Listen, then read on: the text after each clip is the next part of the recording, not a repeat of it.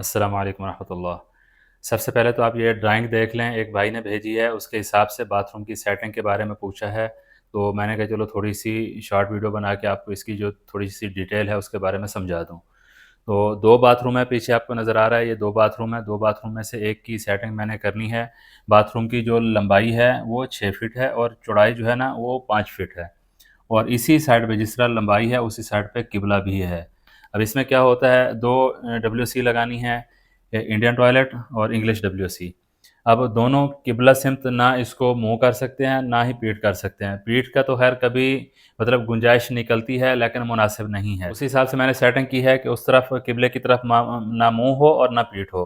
तो Indian toilet की setting इस तरह बनाई है और उसके साथ में इंग्लिश डब्ल्यूसी की सेटिंग बनाई है, वॉश बेसिन की सेटिंग यहाँ पे बनाई है और जो बाथ मिक्सर है उसकी सेटिंग यहाँ पे बनाई है और इसका जो दरवाज़ा है वो यहाँ पे आ रहा है। अब दरवाज़े का जो साइज़ रखा है वो 30 इंच है, बाथरूम का अमूमन साइज़ 30 इंच ही होता है, मतलब 2.5 फीट। तो कोशिश करें अगर ये बाथरूम 30 इंच की जगह पे इसको 27 इंच पे लेके आ जाएँ, सवा 2 फीट पे, तो ज़्यादा बेहतर रहेगा। बहरहाल ये 30 इंच का जो सेटिंग है उसी हिसाब से मैं आपको बता रहा हूँ। अगर कोशिश करें इसको 3 सेंटी कम कर देंगे, 3 इंच, तो ज़्यादा बेहतर है। ये जो इंडियन टॉयलेट की बात करें वो यहाँ पे लगाया है, इंग्लिश डब्ल्यूसी यहाँ पे लगाई है। इसका भी एक रीज़न है क्योंकि इंग्लिश डब्ल्यूसी जो है उसकी जो लंबाई है वो 27 इंच से लेके 35 इंच तक आती है और यहाँ पे हमारे पास जो जगह है वो 30 इंच है। 30 इंच जगह है, तो ये यहाँ पे जो इंग्लिश डब्ल्यूसी हमने लगानी है वो 27 इंच वाली लगानी है और इसकी जो इस तरह चौड़ाई होती है ना, इस तरह ये होती है 15 से 17 इंच। मतलब हम इसको 15 इंच बाई 27 इंच की जो इंग्लिश डब्ल्यूसी है वो यहाँ पे लगानी है। अब 15 इंच इसकी जो चौड़ाई हो गई और यहाँ से दीवार से जो हमने गैप छोड़ना है वो 8 इंच छोड़ना है। वैसे बाथरूम की जगह ज़्यादा होती तो इसको 10-12 इंच तक भी लेके जा सकते थे, जगह कम है, इस वजह से हम इसकी जो गैप है वो यहाँ पे 8 इंच रखेंगे। मतलब 15 और 8 23 इंच, ठीक है। मैंने मज़ीद इसको 25 इंच का हिसाब लगाया यहाँ से, मतलब ये जो दीवार से यहाँ तक हमारा जो हिसाब है ये 25 इंच, मतलब इसके लिए जगह चाहिए। उसके बाद आ जाते हैं जो इंडियन टॉयलेट है। इंडियन टॉयलेट जो है उसकी इस तरह जो चौड़ाई है 17 से 18 इंच आती है और इस तरह जो लंबाई है वो 23 से 24 इंच आती है। दूसरा एक और आता है 15 से 16 इंच ऐसे चौड़ाई वाला और जो लंबाई है वो 20 से 21 इंच वाला।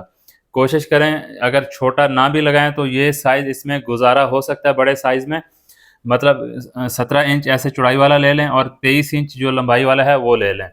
उसका जो साइज़ हमने दीवार से छोड़ना है वो 6 से 7 इंच छोड़ना है। मतलब अगर 7 इंच यहाँ पे छोड़ेंगे और 17 इंच यहाँ पे छोड़ेंगे, इसकी जो साइज़ है 17 और 7 24 इंच। ये भी मैंने 25 इंच का हिसाब लगाया है ताकि 1 इंच इधर-उधर हो तो कोई इश्यू नहीं है।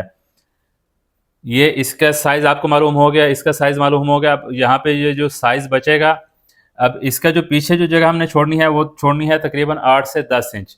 कोशिश करें 8 इंच भी छोड़ सकते हैं, लेकिन 10 इंच छोड़ें तो ज़्यादा अच्छा रहेगा। 10 इंच यहाँ पे गैप है और इसकी जो 23 इंच यहाँ पे है ये हो गया 33 इंच, 33 इंच हो गया और 3 इंच मैंने मज़ीद आगे गैप रख के इसको मैंने 36 इंच का हिसाब लगाया और 36 इंच मैंने यहाँ पे लिखा हुआ है।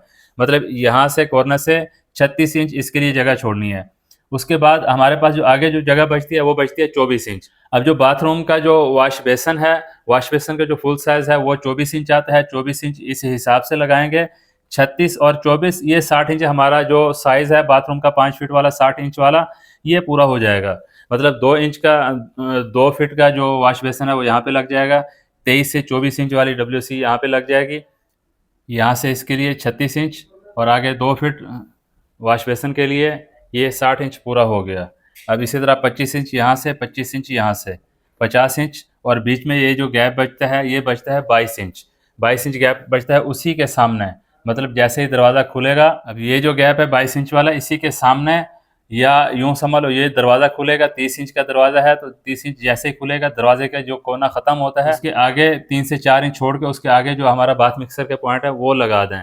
मतलब जो जब दरवाज़ा खुले तो भी इशू ना हो और इसके आगे ये जो गैप है इसके अंदर आ जाए ताकि यहाँ पे बंदा खड़ा होकर आराम से नहाने के लिए उसको कोई परेशानी वगैरह ना हो। अब इनके एसेसरीज़ के साइज़ और सेटिंग आपको समझ आ गई होगी। अब आगे बात करते हैं इसके जो पॉइंट हैं सीवरेज के वो किस तरह देने हैं। अब ये जो इंग्लिश डब्ल्यूसी होती है इसका ये जो पीछे दीवार है इसके आगे जो हमारी जो एल्बो लगती है इसके लिए वैसे एल्बो लगाई जाती है। अगर आप मुस्तकबिल में हो सकता है इंग्लिश WC लगाएं, हो सकता है ना लगाएं, तो अगर ऐसी सिचुएशन हो तो यहाँ पे फिर पी ट्रैप लगाना ही बेहतर रहेगा। अगर एल्बो लगा के छोड़ दी तो फिर वो स्मेल करेगी। वैसे काफ़ी सारे दोस्त हैं बोलते हैं नहीं पी ट्रैप अच्छा नहीं होता, बिल्कुल नहीं होता।